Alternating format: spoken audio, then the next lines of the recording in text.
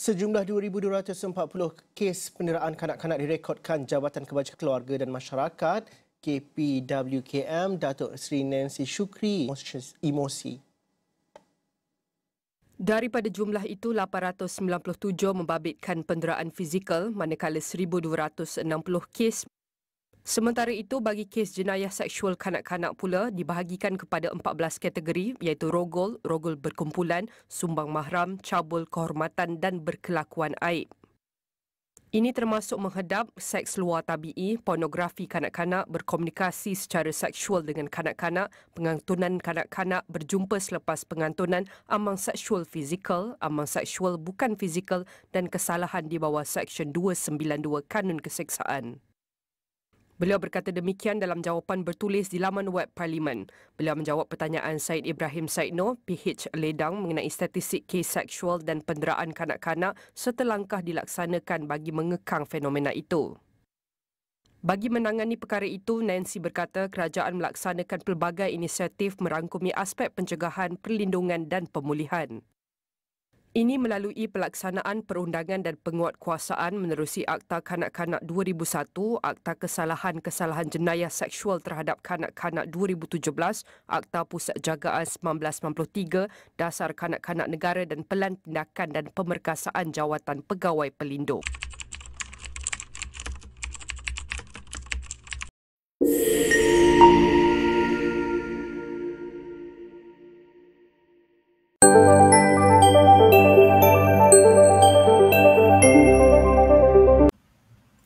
Assalamualaikum warahmatullahi wabarakatuh dan salam sejahtera. Saya Nurliana binti Abdul Halim, nombor matriks 302596.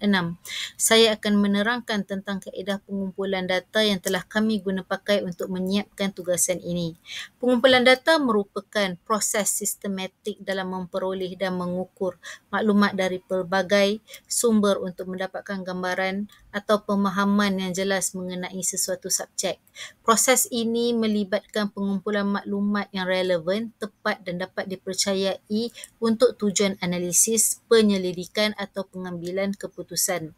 Terdapat pelbagai kaedah pengumpulan data dan ini termasuklah kaedah pengumpulan data yang telah kami guna pakai untuk tugasan ini iaitu data primer dan data sekunder. Data primer. Data primer merupakan data yang diperoleh secara langsung dari sumber asal tanpa sebarang pemprosesan atau penukaran dengan pihak lain. Contohnya seperti tinjauan, soal selidik, wawancara, pemerhatian lapangan dan eksperimen yang dijalankan sendiri oleh penyelidik. Data ini biasanya unik dan khusus untuk keperluan kajian tertentu. Oleh itu, data ini mempunyai tahap ketepatan dan kebolehpercayaan yang tinggi kerana ia dikumpul terus dari responden atau subjek studi. Antara data primer yang telah kami guna pakai untuk tugasan ini adalah temu bual secara bersemuka dan soal kaji selidik secara atas talian.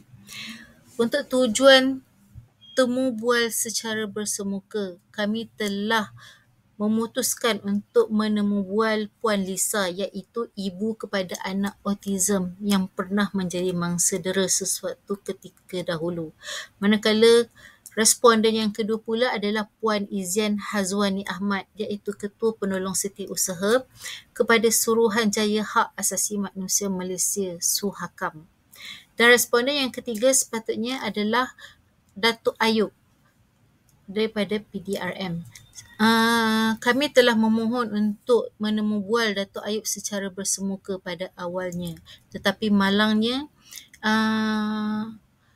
temu bual itu tidak dapat dilaksanakan kerana Datuk Ayub ada lawatan ke Sabah. Jadi kami telah menukarkan temu bual bersemuka dengan Datuk Ayub ini kepada soalan kaji selidik secara atas talian, di mana kami telah menyiapkan set soal selidik secara atas talian kepada PDRM dan ianya telah dijawab oleh pegawai khas yang ditugaskan oleh Datuk Ayub untuk menjawab soalan tersebut. Selain itu, soalan kaji selidik atas talian juga kami telah mengadakan edaran soalan kaji selidik menggunakan Google Form melalui laman sosial seperti WhatsApp. Manakala untuk data sekunder pula merupakan data yang telah dikumpulkan dan diproses oleh pihak lain atau didapati daripada kajian terdahulu. Contohnya seperti laporan penyelidikan, data dari agensi kerajaan, jurnal akademik, buku rujukan, artikel berita dan pangkalan data online. Data sekunder lebih mudah diakses dan biasanya lebih murah serta kurang memakan masa untuk diperolehi jika dibandingkan dengan data primer kerana ia sudah tersedia dan boleh digunakan secara langsung. Tetapi data ini mungkin tidak sepenuhnya relevan atau tepat untuk keperluan sesuatu penyelidikan tertentu kerana ia dikumpulkan dengan tujuan asal yang mungkin berbeza. Antara data sekunder yang telah kami guna pakai untuk tujuan tugasan ini adalah yang pertama, laman web rasmi. Kami telah merujuk kepada laman web rasmi Jabatan Kebajikan Masyarakat JKM mengikut negeri dan tahun. Selain itu, kami juga telah merujuk kepada laman web rasmi untuk mendapatkan laporan dari Polis Diraja Malaysia PDRM. Selain daripada laman web rasmi, kami juga telah memilih untuk merujuk kepada jurnal akademik, artikel akhbar dan juga media massa seperti podcast, sedutan berita dan juga laman sosial. Walau bagaimanapun, kedua-dua jenis data ini memainkan peranan yang penting dalam penyelidikan di mana penggunaan data primer atau data sekunder bergantung kepada objektif kajian yang dijalankan, sumber dan masa yang ada serta keperluan untuk maklumat yang khusus dan segera.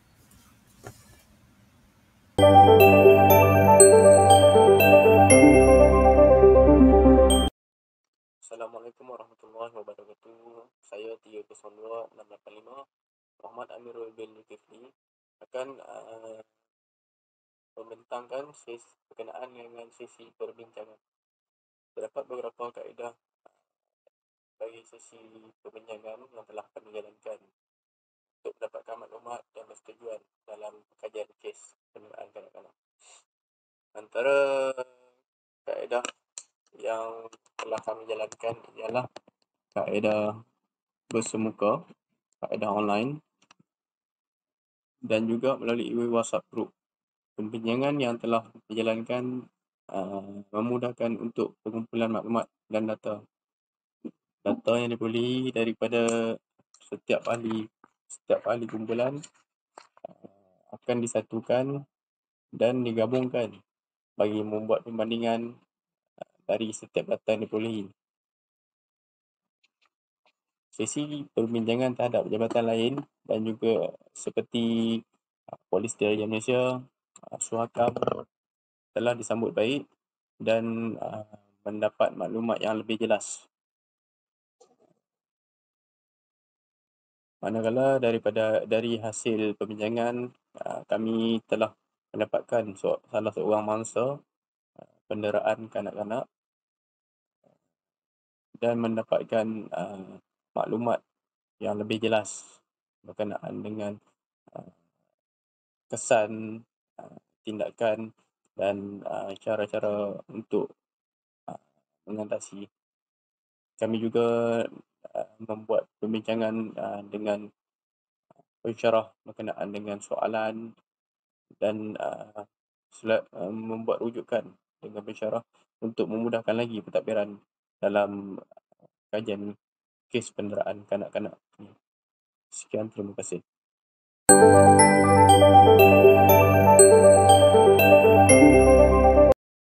Berikut merupakan rujukan akademik dapatkan daripada website Jabatan Kebajikan Masyarakat dan Kementerian Pembangunan Wanita, Keluarga dan Masyarakat.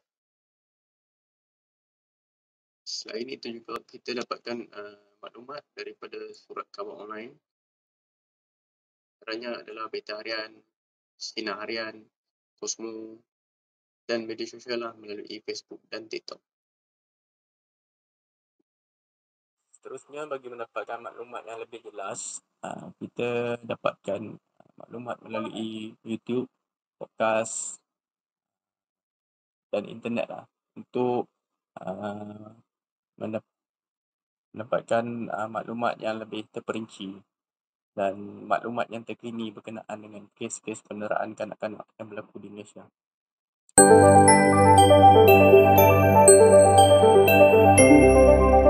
Assalamualaikum dan salam sejahtera. Saya Muhammad Hakim Muhammad Rosli bernombor matrik 302572 akan menerangkan berkenaan dengan soalan-soal kaji selidik dan juga temu bual yang dijalankan bagi mendapatkan data-data ataupun maklum balas responden berkenaan dengan kes penderaan kanak-kanak di Malaysia.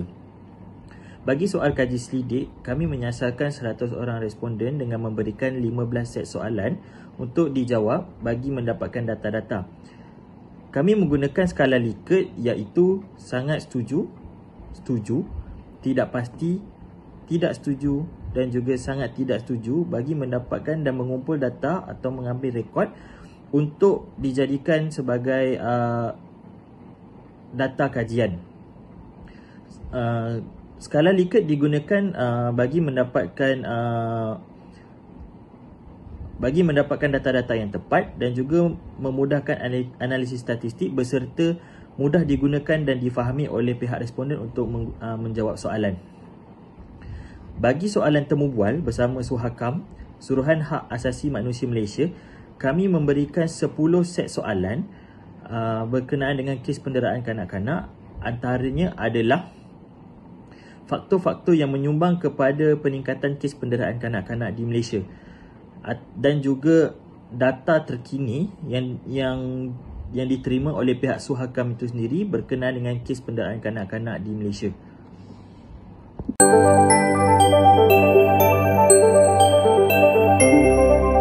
Assalamualaikum, nama saya Dayah Hamalina binti Awang Abdul Rahman, nombor matrik saya 302526. Saya ingin menerangkan tentang soalan sebelum dan selepas disemak oleh pensyarah. Sebelum pensyarah menyemak soalan tersebut, ianya terlalu panjang dan soalannya hampir berulang. Selepas disemak oleh pensyarah, kami sudah membuat penambahbaikan dan soalannya sangat ringkas dan padat, tanpa soalan yang hampir sama ataupun berulang. Kami juga mengumpul jawapan daripada Google Form dan telah mempunyai 100 responden daripada soalan kaji selidik. Yang berikut soalan kaji selidik Google Form yang kami hantar kepada 100 orang responden. Pilihan jawapan juga disediakan seperti setuju, sangat setuju, tidak pasti, tidak setuju dan sangat tidak setuju.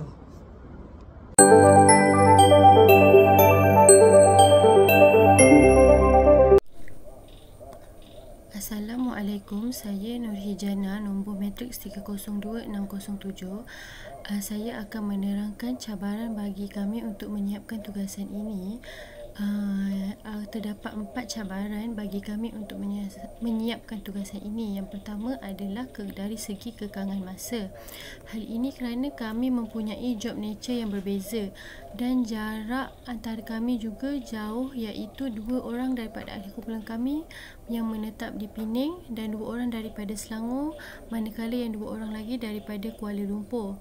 Seterusnya adalah cabaran bagi kami adalah untuk sukar untuk mendekati dan mendalami kami punya responden kerana responden kami merupakan seorang kanak-kanak yang didera. Jadi mereka ini agak sukar untuk menjawab soalan dan mereka kurang faham apa yang kami lakukan. Setengah daripada mereka pula sudah berasa trauma dengan kejadian yang menimpa mereka dan mereka juga telah move on dan takut untuk ditanya soalan yang perkara yang telah berlaku kepada mereka. Selain itu, kami juga mengalami kesukaran untuk mengaitkan analisis falsafah dengan kajian kami. Ini adalah cabaran yang amat mencabar bagi kami kerana kami perlu betul-betul faham akan konsep falsafah ini sebelum mengaitkan dengan tajuk kajian kami, iaitu penderaan kanak-kanak. Akhir sekali, cabaran kami adalah data yang kami perolehi berbeza dari setiap responden. Kami telah mencari data bagi kes penderaan ini dan data menunjukkan perbezaan mengikut agensi.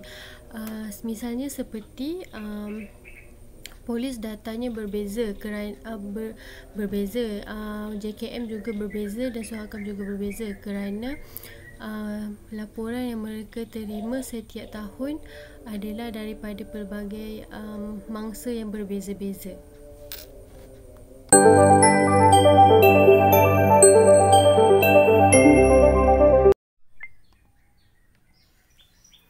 Manakala solusi bagi cabaran yang kami hadapi untuk cabaran yang tadi adalah pertama, bagi kekangan masa adalah kami membuat pembahagian tugas. Disebabkan kami mempunyai job nature yang berbeza, kami membahagikan tugas mengikut masa yang sesuai bagi masing-masing.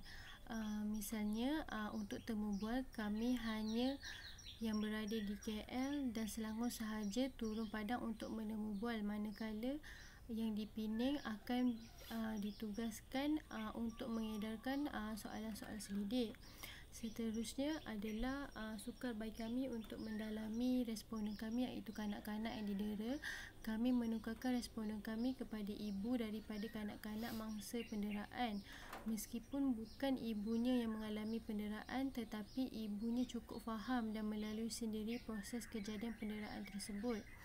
Yang ketiga adalah kami sukar untuk menganalisis falsafah dan dikaitkan dengan kajian kami. Apa yang kami lakukan adalah kami mentelaah dan membaca lebih mendalam akan konsep falsafah, dan kami telah membaca modul dan buku MPU 1043 yang berkaitan dengan falsafah. Kami juga membuat carian di internet tentang konsep falsafah ini dengan lebih mendalam. Akhir sekali, solusi kami bagi kajian ini adalah kami menggali lebih mendalam tentang penderaan. Bukan sahaja dari segi statistik, kami juga mencari kajian lepas untuk kami jadikan data dalam kajian ini.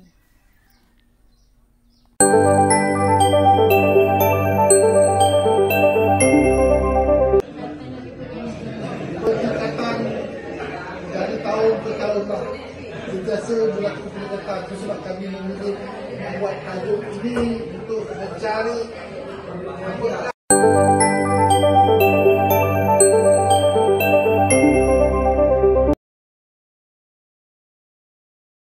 dekat sekolah, teacher dia dah bagi tahu. Teacher cakap tadi Noah jatuh. Dia cakap jatuh je. Kita tak tahu belakang dia, tak check ni. Jatuh sebab Noah macam lembik tau, macam mood tak ada apa semua. Dia senyap je dalam kereta tadi dia cerita. Lepas tu sampai rumah cakap dia apa, dia macam biasa, dia senyap. Tapi muka dia hari tu lain daripada yang biasa. Biasa dia macam walaupun dia tak cakap, tapi dia excited di jalan ni dia macam lemau, dia macam dia penat tau, penat. Lepas tu cakap ni mandi ikut mami bilik air, buka baju dia, tengok lebam tu. Buka baju dia, lebam besar belakang ni. Tapi yang tepuk banyak kali tu, besar kat sini dia, biru. Kita terus ambil gambar lah. Terus cepat-cepat ambil gambar. Tu cikgu dia tak bagi tahu ni, yang belakang dia bagi tahu ni je. Takkanlah jatuh sini pun ya, sini pun ya kan. Macam tengok gambar betul-betul macam bukan jatuh ni. Dalam pukul 3, pukul 4 kot dia pergi sekolah tu, dia cakap dengan sekolah tu minta kebenaran bagi CCTV. Owner dia tak nak bagi. Husband dia macam memang dia tak tinggi suara, dia maintainkan tone suara dia sebab dia tahu kabur mawar. Paling dia tunjuk, ni apa ni? Apa awak dah buat kat anak saya kan? Macam cakap je elok kan. Tapi dia tetap tak nak kalah, tak nak mengaku. Dia kata anak awak tak nak makan gini. Tal sikit, ambil balik kerja, kita pergi balai polis. Bawa Noah pergi balai, bawa kita dulu. Betul dulu lah, kat balai polis Ampang. Yelah. Dekat Ampang ambil polis ambil rekod. Doktor pun mengesahkan memang pesan tapak orang kena hukum. Mestilah kita macam terkejut, marah semua. Macam masa tu macam bela-bela tau, macam jadi kat anak aku, biasa kita nampak orang lain anak bela-bela, macam ni jadi kat anak kita, macam memang kita terkejut lah. Nak kata marah tu ya, tapi masa tu memang mau tu kecewa lah.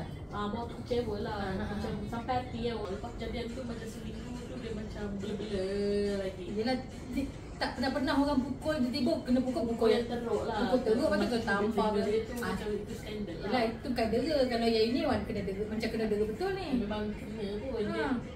Bagaimana kalau kamu beri sokongan? Terang lebih pada macam support. Kata-kata lah, macam bagi semangat, jangan down, macam tu lah. Lepas tu datang melawat. Lebih pada tu je lah. Macam moral support lah panggil. Moral support. Moral support lah, macam tu lah. Lepas kes kejadian Antartaska yang kena dera tu, so after tu kau buat macam mana? Pas kejadian tu, kalau macam dulu mula-mula masa pilih tu, kita check juga, tapi memang kita check, cuma kita tak check yang detail lah. Maksudnya kita just check owner dia saja. Tapi pernahkah ada kes sebelum Noah? Pernah ada kes sebelum ni? Tak ada. Ataupun sebenarnya tak tahu pun. Kita just pergi situ masa tu, just buat owner dia, tengok owner dia okey, student okey, cikgu dia okey. Kita check yang macam tu je. Kita tak check background dia, ada kelulusan apa dia ni, ada CJ background dia yang sedetail tu lah. Tak tahu pula dia punya lesen masa tu dah expire. Apakah sokongan yang anda terima daripada komuniti, kerajaan atau organisasi selepas kejadian tu? Ada lah, macam dari JKM datang, just for check keadaan Noah, tengok keadaan rumah kita ni sesuai untuk anak kita duduk. Diorang spot check tau semua tu. Tapi itu selepas kejadian? Yelah, selepas kejadian lah. Dia nak kita duduk WhatsApp, JKM tu datang. Lepas tu siapa entah ambil video nak buat tu, ambil video di belakang. Noah tengah tengok cerita Didi and Friend. Kejadian tu Didi and Friend dia notice. Lepas tu dia pun adalah bagi hadiah kat Noah, Didi and Friend. Macam hantar gift kat Noah, macam kata-kata support dia. Nak patung, bagi macam-macam lah, buku, bagi stationery. Tak membantu sangat lah. Nak menggunakan adalah? Ada yang nak guna, ada yang membantu, yang macam tadi tu lah, bagi kata support je lah. Pada support moral je. Kalau yang macam yang tu adalah kita macam bawa kes tu pergi ke kementerian kan. Baca berita Ras Adiba. Dia ada bangkitkan tu juga. Ni Ras Adiba dia ada juga. Dia tahu kes Noah tu. Dia siap ni lagi usulkan benda-benda apa yang patut kita improve dekat undang-undang penderaan kes kanak-kanak dengan wanita ni. Ada. Dia dah buat benda tu. Masih tak kuat lagi kan. Sampai sekarang. Betul. Yang tu pun dia ada. Dia tahu pasal kes Noah dan dia notice pasal kes Noah tu. Amin set tag dia, message DM dia kan. Dia reply semua. Dia takut jumpa orang tu seminggu je. Dia macam sekejap je lah. Saya bersyukurlah dia tak trauma yang teruk. Memang mula tu memang dia trauma, dia tak bercakap pun. Dia tak happy. Biasa dia nyanyi lagu, dia sedih apa, dia happy, dia macam melompat suka, dia hyper kan. Dia kalau jumpa orang, dia okey, tapi lepas dia okey je. Lepas kes tu dia macam dia senyap je, dia senyap. Kalau dia tak jumpa orang sangat. Kalau jumpa cousin dia, tapi dia macam tak layankan cousin dia. Dia duduk je, dia duduk. Kebetulan kita bawa pergi rumah kepung, rumah kakak polis yang kat kepung kan. Ada hamster. Ada main hamster, dia tak bergaul. Tapi dia memang tak pandai bergaul. Cuma kalau biasa dia akan sentuh orang semua kan. Ini tak termasuk diri. Dia nampak hamster, dia duduk je sampai ke malam dengan main hamster tu. Mungkin dia takut sebab orang yang dia kenal yang buat dia macam tu kan. Mungkin juga, dia tak ada cakap kan. Yelah. So dia takutlah bila mungkin ni aku kenal, so nanti kan aku pula kena lagi. Apa panggil hakim tanya banyak kali, nasib baik yang buatkan dia jatuh hukum sebab Noah boleh jawab ujung-ujung nama cikgu dia tu. boleh ingat. Dia tak tunjuk macam dia tengok muka cikgu tu, dia takut ke apa, dia tak ada tenung. Lepas tu dia buat hadiah, main lah. Dia tak tunjuk dia takut dengan cikgu tu. Dia tak bertentang mata. Ayalah.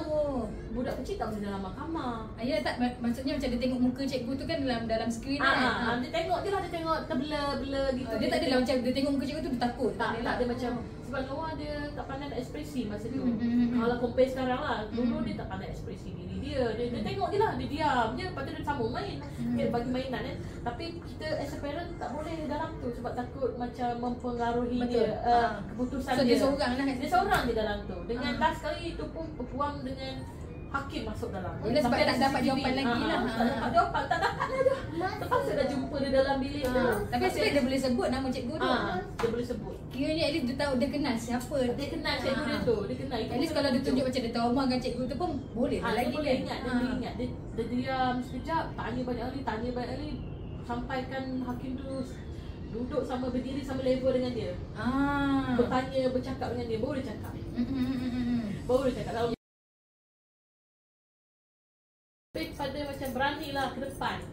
Memanglah leceh. Ada je sumber yang tak perlukan kita bayar. Apa panggil? Kena bayar ke? Kalau macam kau panggil peguam kan bayar.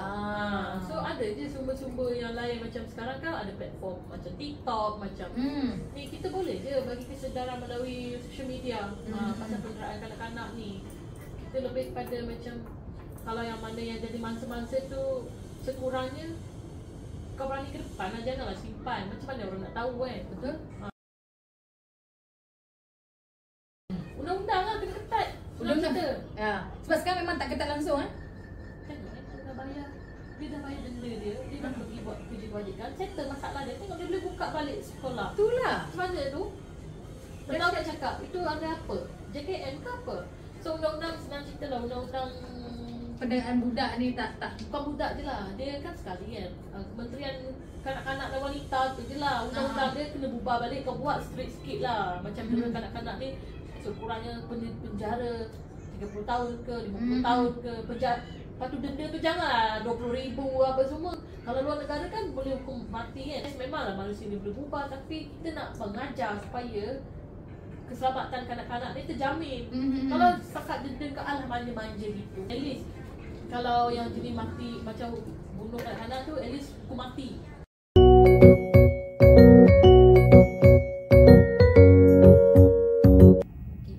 So isu penderaan kanak-kanak di Malaysia ni kita pergi kepada 3 angle tadi tu lah. Yang pertama maknanya dari sudut advokasi dan undang-undang kita. Apa yang kita buat adalah kita bekerjasamalah dengan jabatan-jabatan yang bertanggungjawab. Misalnya di bawah Jabatan Perdana Menteri ada bahagian hal ehwal undang-undang di bawah YB Azali. So dekat situ kita bersama-sama cuba pinda akta-akta yang sesuai lah, yang sepatutnya, undang-undang yang sepatutnya. Misalnya adalah akta kesalahan jenayah seksual terhadap kanak-kanak 2017. So ini kita berpinda untuk tambah baik. Pada tahun 2023 telah dipinda. Akta tu 2017.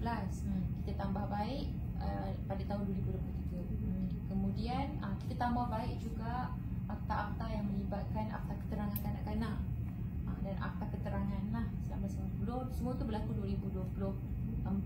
Dua akta ni. Akta ni macam ni, kita bagi contoh mudah lah bahasa undang-undang dia macam inilah. Contohnya sekarang ni undang-undang awal dulu, misalnya untuk kes-kes penderaan sampai seksual dan sebagainya ni, kanak-kanak yang boleh bagi keterangan jadi saksi ni sama ada dia adalah mangsa ataupun pemangsa pelaku. Bukan kanak-kanak ni bukan dia je yang kena jadi dera. Kadang-kadang dia pun ada dera orang juga. Sebab dia pun ada je bully kanak-kanak lain kan. Sebab sekolah kan banyak kes bully. Jadi dalam undang-undang kita dulu masa 1950 yang boleh jadi saksi yang diambil keterangan secara recording, maknanya dia punya environment yang child friendly ni adalah bawah 16 tahun. 16 tahun ke bawah. 16 tahun ke bawah. Jadi macam mana dengan kanak-kanak yang 17 tu? Kan? 17 tahun, sebab dia masih kanak-kanak. Tapi undang-undang kita tak treat dia sebagai kanak-kanak. Dia tetap disoal balas di dalam kandang macam orang dewasa. Pertanyaan-pertanyaan peguam masih lagi bersifat you betul, you salah, macam itu kan.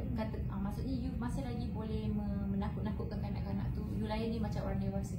So kita pindah akta tu supaya child friendly punya sistem ni, environment untuk soal jawab dengan kanak-kanak ni lebih friendly ni. Kita dah naikkan umur kepada bawah 18. So kita pindah undang-undang. Maknanya jadi kita dapatlah kanak-kanak menjadi saksi tu dengan lebih baik. Bila kanak-kanak dapat jadi saksi lebih baik, dapat bukti lebih baik, dapat keterangan lebih baik. So hakim boleh lebih memihak kepada kanak-kanak. So selama ni bila proses mahkamah tu sukar, banyak kes lepas. Banyak kes lepas sebab cara kaedah dapatkan pembuktian daripada kanak-kanak tu, keterangan kanak-kanak tu sukar. Kanak-kanak tu traumatized kan. So kita nak dapatkan keterangan daripada kanak-kanak tu kena dengan cara berbeza. So dulu-dulu punya undang-undang cara kita sama macam kita buat kat orang dewasa. Kita ubah akta-akta yang saya sebut tadi tu supaya dia lebih child friendly lah.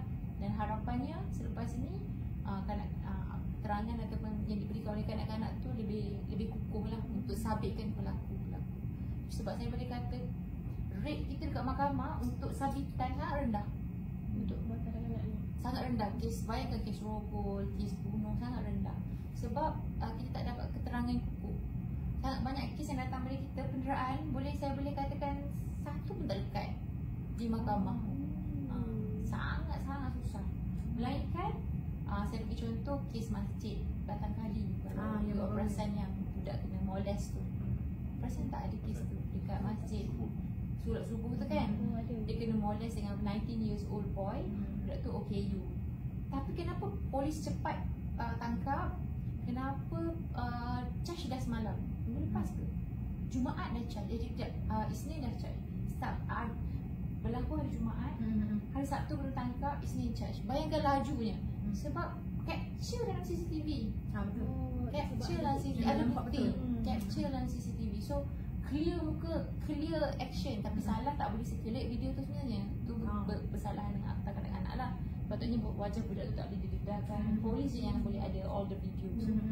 So itulah sebab mudah budak tu ditangkap lah, yang 19 years old boy tu.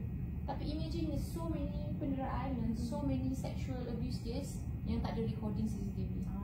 Sangat susah untuk macam pencakap tadi, suspect tu okey. So dia boleh dijatuhkan hukuman juga? Boleh sebab dia adalah OKU lembam pembelajaran. Tapi maknanya mahkamah akan tengok dari aspek itu supaya melihat dari aspek sama adakah lembam pembelajaran itu menjadikan dia ada kena-mengena dengan kejadian atau jenayah yang dia buat. So kalau memang tak ada, so tak ada masalah pun untuk jatuhkan hukuman lah. Sebab dia kalau dia betul-betul OKU yang orang kata macam tak sioman tu lain cerita lah, itu boleh jadi defense. Kalau tak sioman dia sebab dia tak stable, dia maknanya dia boleh berfikir, cuma dia lembam lah, dia lambat. Boleh nampak normal pun dan kejadian normal. The way how dia buat tu nampak normal lah. So itu satu dari aspek undangan macam ni kita tangani. Kedua dari aspek pendidikan lah, pendidikan dan promosi. Pendidikan ni kita turun ke semua kawasan kalau yang kita boleh sampai, dan kita fokus juga kepada isu-isu macam perkahwinan kanak-kanak. Walaupun orang kata perkahwinan kanak-kanak, mana ada itu penderaan? Perkahwinan kanak-kanak adalah penderaan kanak-kanak. Sebab apa? Sebab dia tak fit pun untuk berkahwin. Tapi kita benarkan dia berkahwin. Lepas tu orang pun cakap, saya sebutlah terus terang, orang kata suakam ni sibuk pasal isu perkahwinan kanak-kanak, sedangkan Islam benarkan, adat benarkan. Kita kata dalam Islam memanglah tak ada had umur perkahwinan. Okey, undang-undang kita pasal perkahwinan kanak-kanak ni dia berdasarkan negeri lah. Kalau yang agama Islam, perempuan 16 tahun, lelaki 18. Maknanya kalau 16 tahun ke atas boleh kahwin tanpa perlu dapat kebenaran mahkamah. 18 tahun ke atas lelaki boleh kahwin tanpa kebenaran mahkamah. Tapi kita ada je kes-kes yang macam kita tengok kat Kelantan, Terengganu, Sarawak, yang kes melibatkan perkahwinan kanak-kanak 15 tahun, 14 tahun kahwin kan. Diorang pergi dapatkan kebenaran mahkamah syariah lah. So kita bagi tahu memang Islam tak letakkan had umur. Maknanya boleh kahwin selagi berkemampuan. Maknanya dah ada kebijaksanaan kan, orang panggil al-rushd tu. Tapi sebagai sebuah negara dan kerajaan yang mementingkan, dan kita tahu sejauh mana kematangan masyarakat kita. Kita pun tahu kalau kita wanita, umur berapa sebenarnya kita boleh berkahwin. Adakah kita fit kahwin pada umur 14-15 tahun tu? Adakah sebenarnya itu terbaik untuk kanak-kanak tu? Kita pun tahu kan, ibu bapa pun tak tahu. So kerajaan sepatutnya wujudkan undang-undang yang menaikkan umur perkahwinan itulah kepada 18 tahun ke atas. Dan ia bukan menyalahi agama pun kan, ia adalah sesuatu yang adalah bersifat untuk maslahah lah, untuk kebaikan masyarakat, untuk kebaikan kanak-kanak tu sendiri. Sebab kanak-kanak tak ada berfikir, dia ikut je suka dia, sebab dia rasa macam sweet je, dia influenced by Korean culture dan sebagainya, sweet dan nak kahwin. Tapi dia tak tahu struggle of the marriage itself, yang dia perlu sabar berapa puluh tahun lamanya kan. Dan tak ada siapa beritahu dia. So kalau ibu bapa dia tak functional untuk beritahu dia, kerajaan yang kena buat sesuatu. So kita regard marriage underage ni is a penderaan. Sebab dia tak sepatutnya duduk dalam situasi itu, dia sepatutnya belajar. So orang mungkin kata takkanlah kahwinan kanak-kanak ni penderaan. Okey, kalau tanya kita dari lensa hak kanak-kanak ni, ia adalah penderaan. Betul juga. Okey, antara statistik yang kita perolehi isu perkahwinan kanak-kanak ni, majoriti yang kahwin bawah umur ni, sama data kita, perkahwinan kanak-kanak ni yang paling tinggi sebenarnya negeri Sabah, Sabah. Diikuti Kelantan dan Sarawak. Tapi penceraian paling tinggi adalah Johor. Johor negeri yang paling tinggi lah penceraian dalam kalangan mereka yang bertanggung bawah umur. Faktor dia mudah. Kalau kita turun dan kita cek dekat mahkamah syariah tu punya permohonan, sebab berkahwin adalah kerana mengelakkan zina. So majoriti adalah kanak-kanak yang telah terlanjur. So bila jadi macam tu, you berkahwin tu you tak tahu kenapa terlambat you kahwin. So memang eventually paling cepat kahwin dan paling cepat divorce. Tapi paling cepat divorce tu berlaku di Johor lah. So bila dalam keadaan macam tu, itu yang menjerumuskan kepada keluarga yang broken lah, broken family, tak ada family support system, dan itu yang you pun berisiko untuk you kanak-kanak, you melahirkan kanak-kanak dan you mendera kanak-kanak macam tu. So it's a cycle. Itu yang kita nampak lah. Pengabaian kes dera kan, pengabaian. So itu satulah yang kita turun bagi pendidikan. Yang kita buat promosi ni kita buat pamphlet, infografik, kita buat video tentang isu-isu ni. Macam kita punya Children Commissioner turun pergi ke media, ke media mainstream media, masuk forum dan sebagainya, bercakap di TV, radio untuk isu ni lah. Itu promosi kita tentang ni. Dan last sekali, macam yang saya sebut tadi, portfolio kita terima aduan dan pemantauan. So aduan ni ada kes-kes yang orang mengadu dia ada isu-isu penderaan, kita turun dan siasat lah. Saya akan cakap terus terang, sebenarnya kita masih lagi ada banyak gaps lah dalam siasatan kes-kes penderaan ni.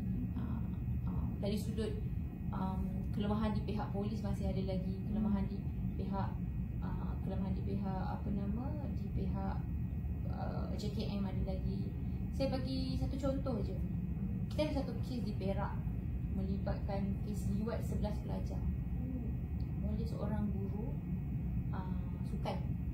So dia bermula dengan you groom budak-budak ni supaya budak-budak ni macam suka dekat you bagi hadiah, grooming. Kes dia macam ni, grooming, bagi suka dan sebagainya, dan you liwat budak tu. Dan cikgu ni bijak, dia bukan dia yang penetrate budak tu. Faham tak dia punya konsep tu? Dia bukan dia yang meliwat, dia suruh budak-budak tu liwat dia. Dia yang macam mana, dia yang merangsang budak-budak tu dan budak-budak tu liwat dia. Jadi dari aspek pembuktian susah.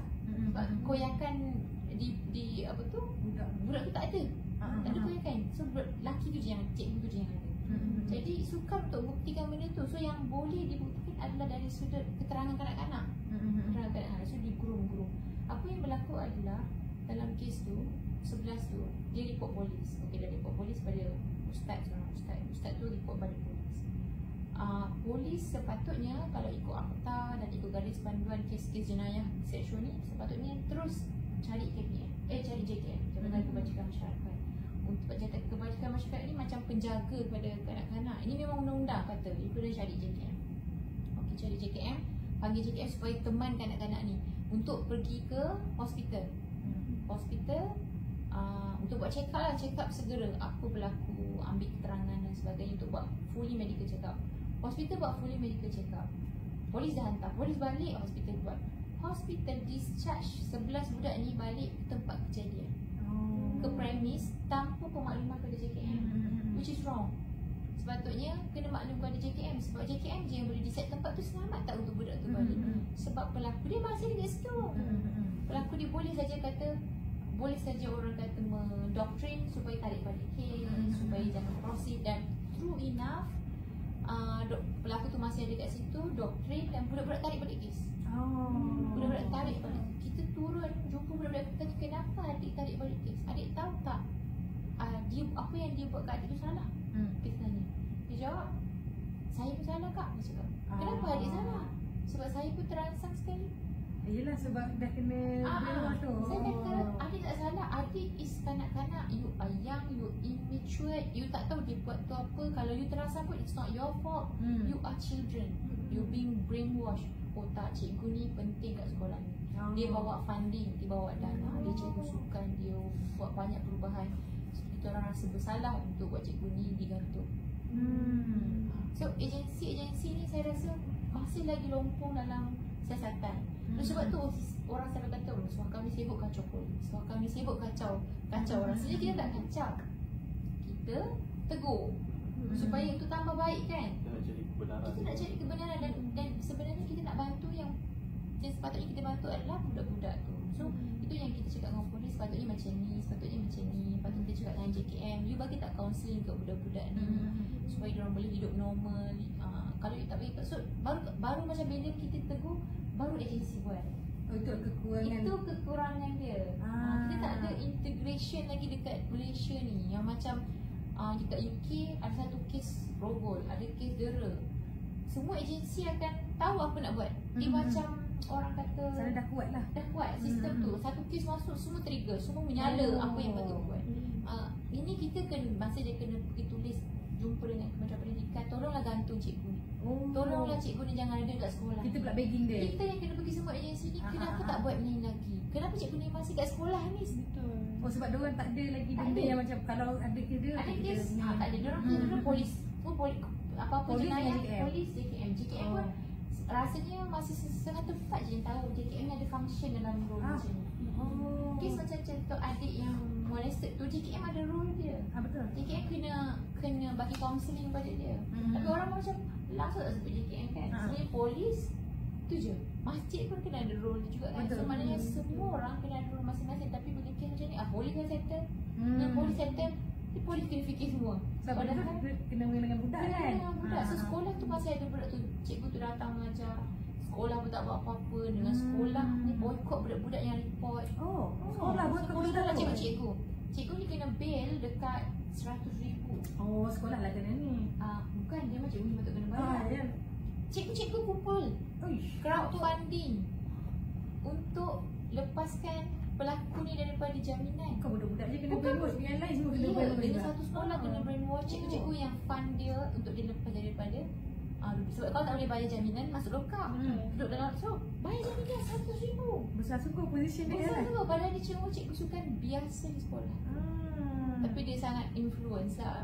Dia very, orang kata berpengaruh di sekolah lah. To the point. So case now, dan dia berjaya, dan dia lawyer. Daripada 11 budak tu, hanya seorang je yang prosecute case. Allah. Seorang je yang dapat bertahan untuk prosecute case. Yang lain semua sama ada dah kena bayar atau sama ada dah groom brainwash. Kita pun tak boleh buat apalah. So kes dia tengah jalan ke jalan? Tengah jalan lagi. Dan satu-satu kes kita memakan masa bertahun-tahun. Betul. Bertahun-tahun. Sebab budak tu tak jadi kanak-kanak dah. Budak tu dah jadi dewasa dah. Dan dia perlu repeat setiap kes tu berkali-kali bila ada soal sensitif, bila ada soal jawab bicara kan. So itu yang traumatized tu. Most cases budak-budak give up. Betul, sebab kalau dia dah lepas 18, dia dah tak give up, tak payahlah. Dia just nak move on ya. Betul. Biasa dah lepas umur 18 dah move on lah. Budak-budak yang kita jumpa tu, kita cakap adik-adik kena teruskan. Kak saya nak move on. Saya tak nak fikir benda ni. Saya dah tak nak dah. Sebab dah track terlalu lama. So bila akak datang lagi akak tanya saya ni, dia traumatized saya. Okay. So banyak kes kita gagal di mahkamah because kanak-kanak dah give up. Betul. Ibu bapa pun give up. Ibu bapa ada kes-kes ibu bapa rasa dia part of the thing. Dia rasa dia bersalah. Dia rasa sebab dia gagal jadi ibu ataupun kes-kes macam tu. Contoh yang buat tu bapa, ada yang ibu tutup kes tutup bersekongkol. So anak tu tak ada support system. Bayangkan yang buat ayah dia, mak dia sokong ayah. Betul. So budak tu tak ada support system. Yelah, ada yang girlfriend, boyfriend, mak bapak yang buat juga kan. Another thing, kita pun buat monitoring. Kita turun-turun institusi. Dan mungkin orang nampak pun macam takkanlah itu penderaan. Kita institusi-institusi yang kita turun, misalnya rumah kanak-kanak, kita dapati ada kes-kes yang melibatkan macam kanak-kanak di rotan. Didisiplinkan secara keras. So rotan adalah penderaan kanak-kanak.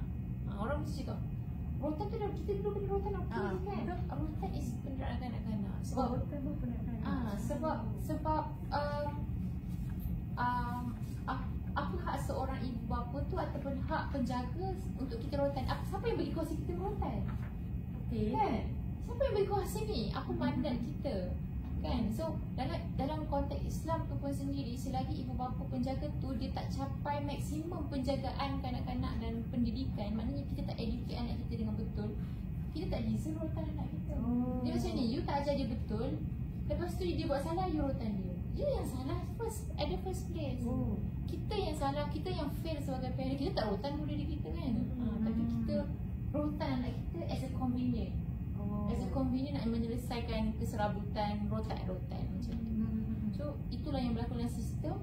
Yang kita cuba nak sampaikan kepada masyarakat, kekerasan itu tidak akan mampu mengubah kanak-kanak atau jadi seorang yang berdisiplin. Sebaliknya, dia adalah konsep di mana penjaga tanggungjawab itu nak senang je.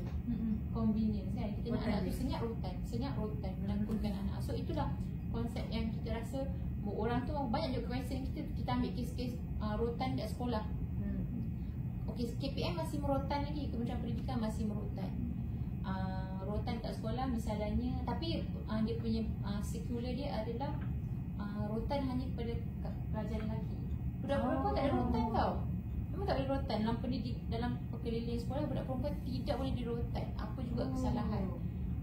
In fact, dekat dalam akta kanak-kanak tak ada hukuman rotan. So kanak-kanak tak dirotan dah sekarang. Tapi kat sekolah masih merotan dan merotan pelajar lelaki. Kita memang bagi tahu dengan KPM tak boleh rotan. Dekat mahkamah kes-kes berat ni, kes bunuh, tak rotan. Kenapa you rotan budak tu merokok? Kenapa you rotan budak tu hotel sekolah? Kesalahan tu lebih kecil berbanding dengan yang kat luar. So kadang-kadang yang masuk handle geni kita tak rotan, you rotan dia buat benda-benda macam tu. Tapi cikgu-cikgu of course dah tanya, apa tu, so apa mekanisme lain nak disiplin budak-budak. So itu yang kita beritahu, kita kena cari alternatif ini. Sebenarnya kita kena fikir, adakah budak tu akan jadi baik if you continue rotan dia? Adakah budak tu berubah atau dia just behave when you are around? Kan? So sebenarnya banyak benda yang perlu ditukar dalam sistem tu. So konteks penderaan tu pun sebenarnya lebih besar. Bukan sekadar konteks penderaan yang kita faham dalam media tu je. Tapi ia memerlukan perubahan paradigma lah, cara fikir lah. Barulah benda tu boleh difahami lah. Kalau selain daripada agensi tu, cabaran terbesar kita kapasiti kita. Kita pegawai yang kalau kita aduan, pegawai kita seorang je yang menjaga bahagian aduan dan nak kena selesaikan aduan yang masuk ni. Dan aduan yang masuk ni rencam isu dia. Bukan, kalau penderaan tu dia bukan satu konsep itu saja. Kanak-kanak tu ada juga isu pendidikan, ada juga isu kemiskinan, ada juga pelbagai isu. So dia rencam. Jadi kekangan untuk kita address kes-kes tu jadi agak lambat. Dan biasa masyarakat dia expect cepat kan, dia expect nak cepat jawapan. Tapi itulah yang berlaku. Cabaran kita is satu benda tu. Kedua adalah orang ingat kita ni macam polis, kita boleh tangkap orang. Ataupun rakyat kita JKM kita boleh bagi tempat perlindungan. Kita tak ada. Tugas kita pemantauan. Kita memantau agensi-agensi untuk buat kerja. Itu saja. Dan kita bagi pengesyoran. Kekangan yang lain adalah kita tak boleh paksa polis ikut cakap kita. Kita boleh beritahu, okey polis, sepatutnya you kena beritahu JKM kes macam penderaan seksual ni, you kena bagi JKM untuk bersama-sama dengan mangsa supaya JKM boleh buat report sebagai pelindung, nak tempatkan kat mana sebab budak-budak ni trauma. Kita boleh tegur. Tapi kalau polis nak buat, kita tak boleh buat apa. Itu dia ada bidang masing-masing. So kalau polis kata no, saya tak ada cakap suakam, contohnya lah. So tak dapatlah kita nak pergi lebih jauh. Cuma selalu kita bincang banyak dengan polis. Sebab polis pun ada isu juga bila contohnya dia dalam sama-sama dia lah polis, contohnya dia ada kes dia pula dibuli sesama rakan dia. Dalam kes polis tu ada senior bully polis macam tu. Kadang-kadang dia dipecat tanpa sah, tanpa cara yang betul, dipecat oleh atasan secara salah. Dia akan dibuat pada suaka. Dia ada hak untuk lapor pada kita. Sebab walaupun itu bukan kanak-kanak lah, tapi bahagian lain lah yang in charge. Tapi dia ada hak untuk lapor pada kita. Dia telah dipecat secara salah, atasan telah menyalahguna kuasa memecat dia. Dia dibuat pada kita. Maksudnya boleh pun? Boleh. Jadi disebabkan itulah kita cakap dengan dia, kita ni hak asasi ni kita bukan jaga hak kanak-kanak dan nak tarik salah je. Kita pun jaga hak dia sebagai anggota polis. Berlari sikit daripada kanak-kanak. Contoh kalau macam kan masa COVID tu kan ramai pekerja yang macam kena tarik gaji apa semua, boleh. Okey, boleh, memang boleh adu dekat Suhakam. Cuma dia kena lalui proses dia di agensi dia dulu. Contoh macam ni, okey, dia gaji diberi secara tidak wajar, dipotong gaji dia report dulu kepada Jabatan Buruh. Sudah report pada Jabatan Buruh, tak ada tindakan daripada Jabatan Buruh, report pada kita. So kita ni follow up agensi tu, kita follow up Jabatan Buruh tu, apa tindakan ni, macam tu. Tapi kalau isu tu sistemik, macam sistemik ni macam contoh isu migran dekat Tok Glove, bertepatan teruk dan sebagainya, itu kita akan ambil sebagai satu konsep siasatan menyeluruh. Dia sistemik. Tapi kalau individu ni biasa kita suruh report pada agensi dulu untuk siasat. Tapi bila agensi dah tak siasat, baru kita pergi pada agensi tu lah. Itu cabaran dia. Kemudian kalau ikutkan ialah dari penerimaan agensi lah.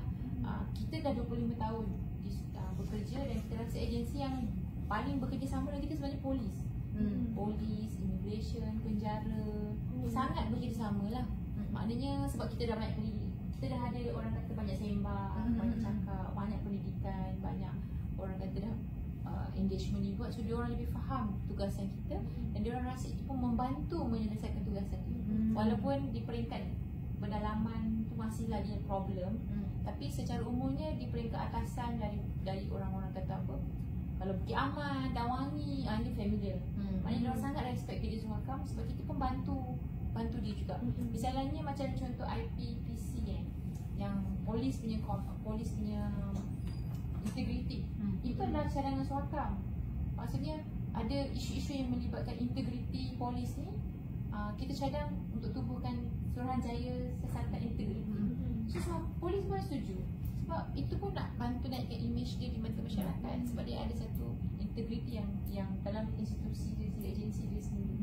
So polis dah banyak jauh ke depan lah, walaupun banyak lagi orang kata penambahbaikan yang perlu lah. Tapi the hardest adalah yang baru-baru, agensi yang macam institusi yang macam kita baru nak tegur, macam pendidikan, dia masih rasa susah nak terima pandangan Suhakam. Sebab tu kita masih ada lagi syllabus yang tak relevan. Tengok budak-budak masih lagi tak faham apa yang diajar oleh guru-guru. Kes-kes kita masih ada lagi rotan di sekolah. Macam mana penjara tak rotan budak, sekolah rotan budak. Faham tak? Kita rasa ironi, penjara tak rotan budak-budak. Betul lah. Handling tak rotan budak-budak, sekolah rotan budak. Jadi ironi sangat. So kita cakap banyak kali dengan KPM, you patut rasa something wrong with your regulation. Sebab tak ke arah kepentingan terbaik kanak-kanak. You masih lagi implement sesuatu yang menyenangkan you. Sebab rotan ni kan dari zaman kita dulu lagi. Pada zaman dulu lagi. So diorang rasa macam rotan tu sangat normal dan biasa. Ya. Macam menyelesaikan Menyelesaikan masalah secara segera. Sebenarnya menyelesaikan masalah semua adalah melalui perbincangan. Macam ni kita nak capai satu apa-apa perbincangan, tapi buat Malaysia belum ready untuk itulah, saya nampak. Even dalam sebuah keluarga, untuk kita dapat capai satu keputusan bersama dengan anak tu, kita bincang dengan dia, tak bagi dia faham kenapa hasrat kita A, B, C, D. Kita terus impose yang kita nak dia faham sebab kita rasa kita autocrat kan, tinggi daripada dia. Sebab nak rotan ni dia macam dulu-dulu pun saya kebun kan. Balik pada kebun memang dia akan bawa rotan. Standby kat rumah kan. So tak tahu pula benda tu adalah penderaan. Tapi kat dapatkan saya potong rotan tu. Kan? Tapi bila kita sebut macam Nabi tak pernah rotan, anak dia tak pernah rotan, anak dia dapat Nabi lagi sibuk daripada kita. Nabi tak pernah rotan. Tapi orang marah, orang akan cakap, siapa Suhakam nak cakap Nabi tak pernah rotan. Suhakam ni dah sibuk bela hak LGBT. Kita macam kebir-kebir kan. Okey. Akta kita ada dua akta yang spesifik bagi tahu apa kena buat. Pertama, akta kanak-kanak. Akta kanak-kanak, if you go by section 29A, semua masyarakat termasuk ibu bapa, kita ni semua, kalau kita syak ada kes penderaan, kita digalakkan melaporkan. Kalau nak laku tu, kat siapa kita sebenarnya siap? Okey. Kita nak melapor. Kadang orang tak tahu. Tak tahu kan? Okey, kita boleh lapor sama. Pertama, simple memang polis lah. Polis. Kalau tak pergi pada polis, kita boleh pergi pada JKM. JKM di talian 1599. 15999. Itu ada 39 belakang. So semua, kalau kita syak ada orang kata macam nanti orang kata fitnah pula. Tak ada. Ini undang-undang ni melindungi kita. Orang kata nanti fitnah pula suka-suka hati kita tuduh mak ayah tu mendera. Tak. Memang undang-undang tu kata you syak je, you lodge report. So boleh. Tapi sebab masyarakat kita yelah macam ni, bila you lodge report nanti you kena panggil bagi keterangan, silsilah ibrah you kena masuk court, itu masyarakat kita punya masalah lah. Tapi kalau kita fikir tu untuk kebaikan budak tu, kita masyarakat yang kreatif, kita kena report pada polis. So 29A Akta Kanak-Kanak tu memang kena report. Doktor pun ada section yang berkaitan, section 28. Kalau budak tu datang ke hospital, doktor bagi rawatan dan doktor suspek ada penderaan, doktor wajib, yang itu wajib. Doktor wajib report polis. So doktor yang tak report polis, kalau dia suspek ada penderaan, doktor tu menyalahi Akta Kanak-Kanak dan boleh dihukum. Kes Zulfarhan kan? Zulfarhan ni sebab dia dah dewasa je, dia beyond 18. Oh, dia beyond 18? Dia beyond 18 kes masa kejadian. Dia lebih, dia 18 tahun ke atas. So dia bukan kanak-kanak. Kalau dia kanak-kanak, ketika rakan-rakan dia tu bawa dia ke klinik, klinik kan, untuk dapat kedua orang dia kan bawa kan. Kalau dia kanak-kanak, doktor tu dalam keadaan dia yang sangat melecur macam tu, tak report polis, doktor tu kena. Tapi because dia bukan kanak-kanak, doktor tu tak kena. Sebab sekarang ni tentera ni dia akan backup dulu. Kes-kes macam tu, ada cakap kan, benda ni kadang-kadang orang luar tak tahu. Masalah dalam tentera ni kadang-kadang apa yang berlaku kita bawa kepada doktor tentera sendiri. Doktor tentera tu pun dia backup yang akut arahan daripada paling kanan. So benda tu tak bawa keluar. Tapi sekarang ni alhamdulillah dah banyak buka mata. Kalau berlaku kes yang ni dalam camp tak boleh nak buat, automatik buat report polis, baru tindakan luar akan berjalan. Cuma dalam kes Zulfarhan tu sebenarnya dia dibawa ke klinik swasta. Klinik swasta bukan doktor luar, bukan doktor tentera pun. Bermaksud doktor tu dia just, saya anggap tak serius lah dia buat jawab rawatan tu, dan sebab dia suruh budak-budak tu bawa balik Zulfarhan ke hospital. Budak-budak tu of course lah bawa ke hospital kan. So kali kedua bawa untuk cuci luka, budak tu dah 90% burn kan. So you tahu ni something wrong with the boy lah kan. Tapi sebab dia tak sangkut kes tu pada doktor tu, sebab dia bukan budak-budak. Kalau budak-budak sangkut sebab section 28.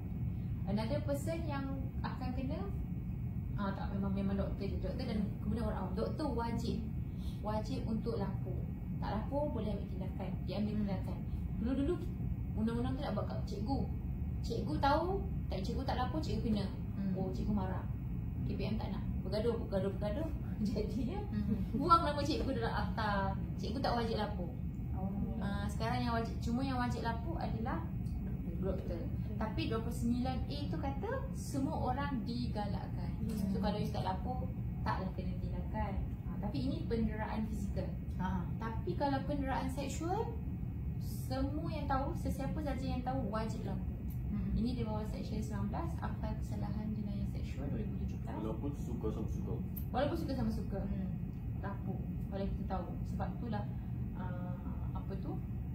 bahayalah sekarang ni undang-undang sebenarnya makin ketat lah berkaitan dengan jenayah seksual ni, makin ketat sebab kita nak protect children kan. So siapa yang tak lapor, dia boleh dipenjara dan boleh didenda RM5,000. So itu yang patut diwar-warkan kepada masyarakat lah. Yang ini, yang kesalahan jenayah seksual ni, cikgu kita semua, siapa yang tahu, kebanyakan kes kan tak report kan. So kalau at the end of the day, masa tiba-tiba kes tu report, dapat tahu sebenarnya dah ada orang yang tahu, orang tu boleh kena. Plus pelaku dia tu kalau dalam kalangan ahli keluarga, cikgu, penjaga, akan ditambah lagi hukuman lebih berat. Ada dalam undang-undang. Soalan yang 10, soalan terakhir. Okey. Apakah harapan Suakam untuk masa depan dalam menangani isu penderaan kanak-kanak, dan apakah langkah-langkah yang perlu diambil oleh kerajaan untuk meningkatkan kesedaran dan pencegahan? Okey. Harapannya kita memang berharap kes penderaan ni kalau kosong tu macam terlalu idealistik lah. Kita berharap kes penderaan, tak kisahlah semua yang saya sebut tadi tu kan, penderaan dari segala aspek termasuk pengabaian ni berkurang lah, semakin berkurang dan bukan semakin bertambah. Itu harapan kita, dan kita berharap kanak-kanak di Malaysia ni lebih cakna tentang hak dia lah. Hak dia sebagai kanak-kanak, dia kena tahu dia very special. individual di Malaysia, itu harapan kita, dan kesedaran di peringkat pembuat dasar masyarakat tentang kepentingan menjaga hak kanak-kanak inilah, meletakkan kanak-kanak ini sebagai keutamaan, sebab they are our future kan, dia lah generasi yang akan menggantikan kita ni, mereka adalah generasi yang akan datang, yang akan memimpin Malaysia. So kemudian di peringkat agensi-agensi ni kena lebih fahamlah tentang perbezaan dari sudut treatment terhadap kanak-kanak ni berbanding orang dewasa. Di semua agensi kita dapati tak libatkan kanak-kanak dalam membuat dasar. Sebab tu contohnya macam Kementerian Pendidikan, dia tak tanya pun kanak-kanak silibus macam mana, sesuai tak. So buat undang apa-apa dasar semua buat dalam kerangka fikir orang dewasa. Tak ada tanya kanak-kanak kan. Sebenarnya ini biasa. Kita dalam kalangan kita sebagai ibu bapa pun kita tak faham konsep ni, kanak-kanak punya pandangan. Sebab kita selalu rasa kita betul, kita dewasa, kita dah makan garam, kita tahu semua benda. So kita impose je dekat anak-anak kita. Dan bagi contoh, saya pernah bagi contoh ni masa saya bagi talk, as simple as kita nak buat family vacation, kita nak bawa anak-anak kita jalan-jalan, kita tak pernah tanya pun dia nak pergi mana. Tapi kita namakan dia sebagai percutian keluarga. Kan, ni percutian keluarga, jom kita pergi jalan-jalan, ni percutian keluarga. Anak-anak kita macam pergi mana? Okey, pergi mak ayah dia letakkan Cameron Highland. Tak tanya pun lah pergi Cameron Highland. Tak pergi Cameron. Anak tu mungkin tak nak. Kan? Kita tak pernah tanya pun. Lepas tu bila anak kita moody, anak kita tak seronok, kita pun marah dia. Kenapa moody ni? Mak nak bawa, kan mak bawa percutian keluarga kan? Buat attitude, problem. Anak tu dia nak. So, faham tak dia punya konsep? Kita tak pernah tanya. So, bila kita tak pernah tanya, kita rasa anak kita nakal, anak kita tak behave, anak kita problem. Sebenarnya kita yang tak tanya, kita yang tak meraihkan pandangan. Kita selalu cakap, you budak-budak kecil tahu apa, biar ayah yang plan everything, tak tahu mak plan everything. Dan kita so-called mengatakan it's a family punya vacation. So proud kata kita bercuti bersama keluarga. Sebenarnya itu percutian kita, itu percutian ibu bapa, percutian syok sendiri, dan kita rasa anak-anak kita happy kan? Tapi to be honest, anak-anak kita ni sebenarnya baik. Saya berkata anak-anak kita ni baik sebab dia just ikut happy apa yang ibu bapa dia bagi. Itu anak-anak kita. Tapi to be honest, if we really want to be a good parent, kita sepatutnya meraihkan pandangan. Dan inilah kerajaan yang patut fikir. Untuk dia jadi sebuah kerajaan yang baik, dia kena tahu apa yang kanak-kanak nak sebenarnya. Otherwise, dia impose saja dan kita akan hasilkan generasi yang follow je apa saja yang kerajaan buat, dan dia orang end up jadi generasi yang tertekan dengan terlalu banyak undang-undang, tertekan dengan polisi-polisi yang tak relevan pun untuk dia, tak jadikan dia manusia pun, ataupun tertekan dan akhirnya dia decide jadilah orang yang yang rebel, yang tak nak ikut apa yang negara nak lah. So to be honest, harapannya kalau kerajaan adalah melihat kanak-kanak ni sebagai kumpulan yang penting lah, kumpulan yang penting. Sebab kita masih nampak kerajaan tak lihat itu sebagai kumpulan yang penting lah.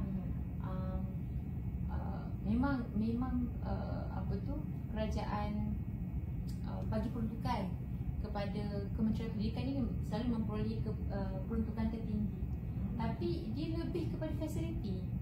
Dia tidak pergi kepada pembinaan diri budak tu sendiri. So fasiliti memanglah fasiliti kan, tapi you kena faham konsep budak tu sendiri lah, maknanya pembinaan kapasiti diri budak tu sendiri lah. Dan the whole mindset of semua agensi di kementerian, polis sendiri pun, siapa-siapa cikgu adalah melihat kanak-kanak tu sebagai kumpulan yang berbeza, dan kena dapatkan pandangan lah. Sebab tak ada lagi, memang kalau selama saya dah 5 tahun bekerja, dan kalau Suruhanjaya tu dah 30 tahun dalam industri, kita masih melihat agensi melihat kanak-kanak ni sebagai subjek. Kita kena subjek ni sesuatu yang kita urus. Dia bukan sebagai counterpart, rakan yang kita bersama-sama untuk jayakan satu agenda. So kalau rakan counterpart ni, kita tanya pandangan, kita tanya perasaan, kita tanya apa yang ni. Tapi bila you take this as a subject, you just follow, this is my plan yang follow. So ini yang masih jauh lagi untuk kerajaan kita buat, dan saya harap inilah yang kerajaan akan usahakan. Lupa lah tadi kan.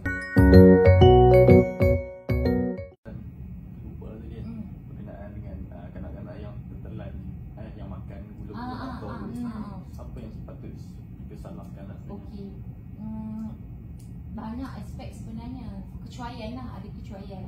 Tapi itu kecuaian ibu bapa juga, sebab macam mana budak tu boleh beli gula-gula tu kan, sebab ibu bapa tak kontrol ke apa yang anak dia beli, apa yang nak dimakan kan. So it's actually kecuaian ibu bapa lah, sebab cikgu pun tak tahu budak tu makan. Saya isteri saya cikgu. So dia beritahu kanak-kanak tu pun beli di luar kawasan sekolah.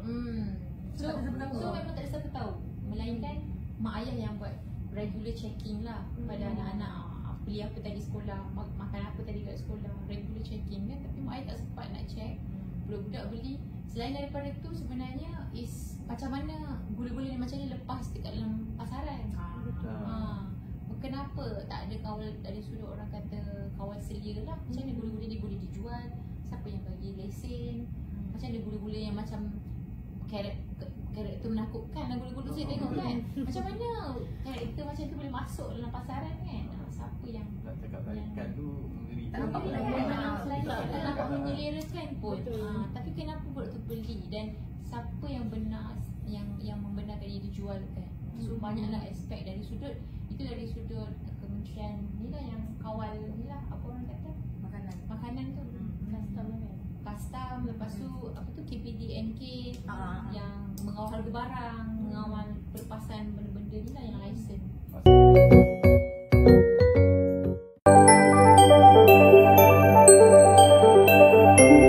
Seterusnya adalah berkenaan dengan peranan ahli dalam kumpulan. Peranan yang pertama adalah peranan Dayang Amalina yang memerlukan untuk membina soal selidik yang bersesuaian untuk ditemubual dan soal kaji selidik. Seterusnya adalah mengedit ataupun menyunting video temubual bersama responden, membuat analisis keseluruhan tentang kajian melalui dapatan kajian dan melaksanakan temubual bersama ahli. Seterusnya, bagi peranan akib untuk menyusun atur maklumat dari dapatan kajian iaitu temubual dan soal selidik, mencari maklumat berkaitan kajian dalam bentuk berita dan akhbar, membina infografik dan slide pembentangan. Yang terakhir adalah untuk melaksanakan temubual bersama ahli. Seterusnya adalah peranan bagi Nurliana, mencari maklumat tentang fakta berkaitan penderaan kanak-kanak, mentelaah kajian lepas untuk mendapatkan maklumat, membuat editor ataupun slide pembentangan bersama akib. Seterusnya, peranan Nur Hijana untuk mencari responden temubual dengan penghantar email dan panggilan telefon, mengaitkan analisis falsafah dengan kajian, membuat editor untuk tugasan video dan melaksanakan temubual bersama ahli. Seterusnya adalah peranan bagi Ashraf untuk menganalisis faktor-faktor berlakunya penderaan kanak-kanak, mendapatkan responden untuk menjawab soal selidik, membuat editor dan infografik bersama akib. Seterusnya, yang terakhir adalah peranan Amirul, mencari responden untuk temubual bersama Hijana dengan menghantar surat kepada PDRM, menganalisis cadangan dalam mengurangkan isu penderaan kanak-kanak dan melaksanakan temubual bersama ahli.